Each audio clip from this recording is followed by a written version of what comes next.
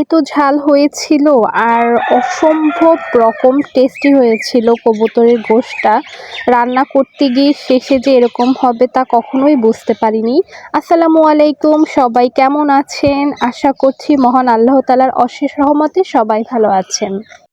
আলহামদুলিল্লাহ, আমরাও ভালো আছি। সেদিন আপনাদের সাথে শেয়ার করেছিলাম কবুতরের মাংস রান্না করব, তো আজকের একদম নিজের হাতে কেটে বেছে ধুয়ে পরিষ্কার করে রান্না করেছি। শুরুটা তো গ্যাসের চুলা দিয়েই করেছিলাম। রান্না করতে করতে এক পর্যায়ে গিয়ে আসলে গ্যাস শেষ হয়ে গিয়েছিল, তবে শেষে যখন মাটির চুলায় রান্না করেছিলাম খেতে এর জন্যই মজা হয়েছিল আমার কাছে যেটা মনে হয়। আসলে আপনি মাটির চুলায় যাই রান্না করেন না কেন, এর স্বাদ কিন্তু দ্বিগুণ হারে বেড়ে যায়।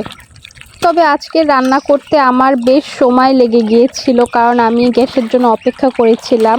আসলে লাস্টে গিয়ে চুলায় রান্না করেছিলাম, তবে যা হয় ভালোর জন্যই হয়। তবে কবুতরের গোশের ঝাল যদি একটু বেশি করে দেওয়া যায় তাহলে কিন্তু খেতে দুর্দান্ত হয়, আর যদি মাংসটা একটু হালকা শক্ত রাখা যায় তাহলে আরও মজা লাগে। এটা আমার ব্যক্তিগত মতামত, তবে সবার টেস্ট ফ্লেভার এক না। তবে বাসার যদি বয়োজ্যেষ্ঠ কেউ থাকে সেক্ষেত্রে কিন্তু ঝাল মাংস শক্ত এরকম রাখলে কিন্তু তাদের খেতে সমস্যা হবে। আমার কাছে কিন্তু গোশের হাড্ডি খেতে খুবই মজা লাগে, কার কাছে কেমন লাগে আমি জানি না, তবে বেশ মজা লাগে। তো আজকের বাসার সবাই আলহামদুলিল্লাহ তৃপ্তি সহকারে খেয়েছে।